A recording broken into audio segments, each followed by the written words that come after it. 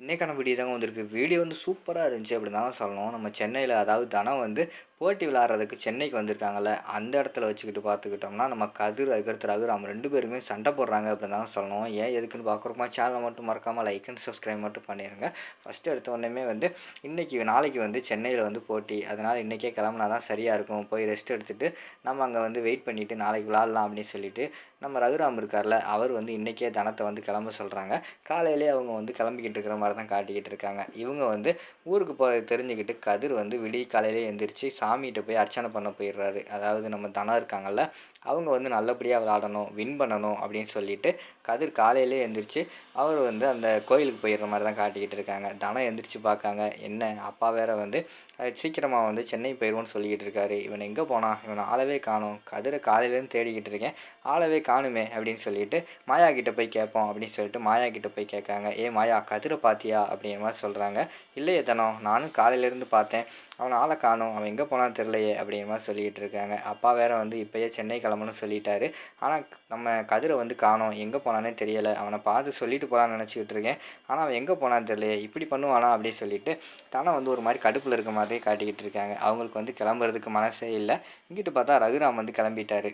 அவர் வந்து கிளம்பி பேக்கு எல்லாமே எடுத்து ரெடியாக உட்காந்துருக்காரு. என்ன தனம், ரெடி ஆயிடுச்சியா, ரெடி ஆகிட்டியா அப்படிங்கிற மாதிரி கேட்டுக்கிட்டு இருக்காங்க. அப்பா அந்த வாரப்பான்னு சொல்லிட்டு கதிர் வந்தால் சொல்லிட்டு போகலாம், என்ன இவன் இப்படி பண்ணிட்டான், அப்பா வேற கிளம்பி ரெடியாக இருக்காரு, இப்போ போனால் கிளம்பி போயிடுவோம், கதிரை கடைசி வரைக்கும் பார்க்கவே முடியாது, என்ன தாண்டா பண்ணுறது அப்படின்னு சொல்லிட்டு தனம் யோசிச்சுக்கிட்டே இருக்காங்க. என்ன தனம் பண்ணுற, கிளம்பிட்டியா இல்லையா அப்படிங்கிற மாதிரி சொல்லிக்கிட்டு இருக்காங்க. அப்பா அந்த பொருளெல்லாம் எடுத்து வச்சுக்கிட்டு இருக்கேன்ப்பா, கொஞ்சம் வெயிட் பண்ணுங்கள், நான் வந்துடுறேன் அப்படின்னு சொல்லிட்டு தனம் வந்து லேட் பண்ணிக்கிட்டே இருக்கிற மாதிரி தான் காட்டிக்கிட்டு இருக்காங்க.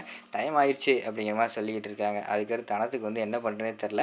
இவ்வளோ நேரம் வந்து நேரத்தை எப்படியோ ஓட்டியாச்சு, இன்னும் கதிர் ஆளை காணோம், இனிமேலும் வந்து நேரத்தை வந்து ஓட்ட முடியாது, சரி கிளம்புவோம் அப்படின்னு சொல்லிட்டு முடிவு எடுத்துடுறாங்க. முடிவு எடுத்துகிட்டு எல்லார்ட்டையுமே ஆசீர்வாதம் வாங்குறாங்க. எல்லாருமே சொல்கிறாங்க, ஜானகி அதுக்கடுத்து பாட்டி எல்லாருமே வந்து நல்லபடியாக போய் விளாடணும், விளாண்டு ஜெயிச்சுட்டு வா அப்படிங்கிற மாதிரி சொல்லிட்டு எல்லாருமே சொல்லிக்கிட்டு இருக்காங்க. ஆனால் தனத்தோட மனசு வந்து கதிரையே நினச்சி ஏங்கிட்டு இருக்கு. கதிரை சொல்லிட்டு போனால் நல்லாயிருக்கும், அவனை பார்த்துட்டு போனால் நல்லா இருக்குமே அப்படின்னு சொல்லிட்டு யோசிச்சுக்கிட்டே இருக்கிற மாதிரி காட்டுறாங்க. கரெக்டாக கிளம்ப போகிறாங்க. அந்த நேரத்தில் வந்துக்கிட்டு டக்குன்னு நம்ம கதிர் வந்து வந்துடுறாங்க. வீட்டுக்குள்ளே வந்துட்டு நம்ம ரகுராம் வந்து முறைச்சி பார்த்துக்கிட்டு இருக்காரு. அதை பார்த்தோன்னே அவர் வந்து அப்படியே வந்து அமைதியாக வந்து ரூமுக்குள்ளே போயிடுறாரு.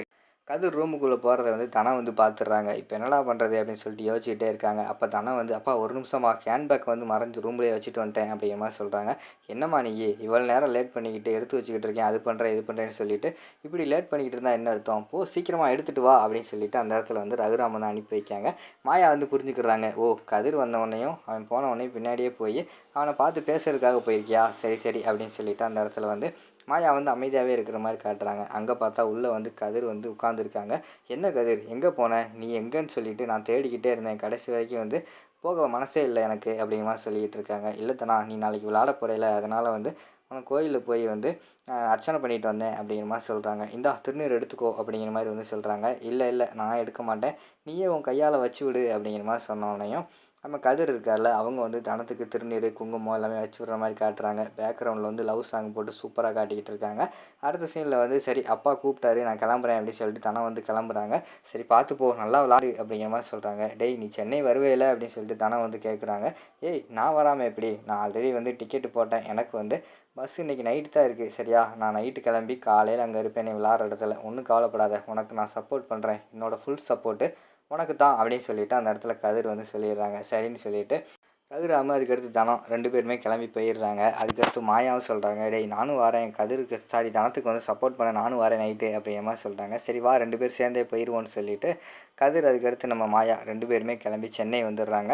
மறுநாள் வந்து அங்கே விளாட்றவங்கலாம் ப்ராக்டிஸ் பண்ணிக்கிட்டு இருக்காங்க ஒரு இடத்துல வச்சு. அந்த இடத்துல வந்து நம்ம ரகுராம் வந்து தனத்தை கூப்பிட்டு வச்சு அந்த இடத்துல ப்ராக்டிஸ்லாம் நடந்துக்கிட்டு இருக்குது. இங்கிட்டு பார்த்தா ஒரு ஓரத்தில் நின்றுட்டு நம்ம மாயா அதுக்கடுத்து கதிர் வந்து தனம் விளாட்றத பார்த்து அப்படியே சந்தோஷப்பட்டுக்கிட்டே இருக்கிற மாதிரி காட்டுறாங்க. டக்குன்னு பார்த்தா ரகுராம் வந்து பார்த்துடுறாரு.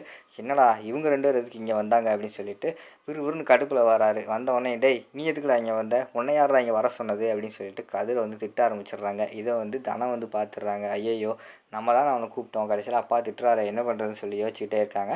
அப்போ பார்த்தா கதிருக்கு வந்து கோவம் வந்துடுது. நான் அப்படி தான் வருவேன் அப்படிங்கிற மாதிரி சொல்கிறாங்க. ஒழுங்கு அந்த இடத்த விட்டு கிளம்பிடு, அவ்வளோதான் சொல்லிட்டேன் அப்படின்னு சொல்லிட்டு ரகுராம் சொன்னோடனே என்னாலாம் போக முடியாது, நான் எதுக்கு போகணும், நான் வந்து என் பொண்டாட்டி விளையாடுறத பார்க்க வந்திருக்கேன், தேவைன்னா நீங்கள் போங்க அப்படின்னு சொல்லிட்டு கதிர் வந்து ரகுராம் வந்து திருப்பி திட்டுற மாதிரி தான் காட்டிக்கிட்டு இருக்காங்க. ரகுராமுக்கு வந்து பயங்கரமான கோவம் வந்துடுது. என்னது உன் பொண்டாட்டியா, அவள்லாம் உன் பொண்டாட்டி கிடையாது அப்படிங்கிற மாதிரி சொல்லி திட்டிகிட்டு இருக்காங்க. அவள் கழுத்தில் நான் தாலி கட்டியிருக்கேன், அவள் என்னோட பொண்டாட்டி தான் சொல்லிட்டு 2 பேருமே அந்த இடத்துல மாற்றி மாற்றி சண்டை போட ஆரம்பிச்சிடுறாங்க. தனத்துக்கு வந்து என்ன பண்ணுறதுனே தெரில, திரு திருன்னு முழிச்சுக்கிட்டு இருக்கிற மாதிரி காட்டுறாங்க. அதோட பார்த்துக்கிட்டிங்கன்னா அந்த எபிசோடு வந்து முடிச்சிடுறாங்க.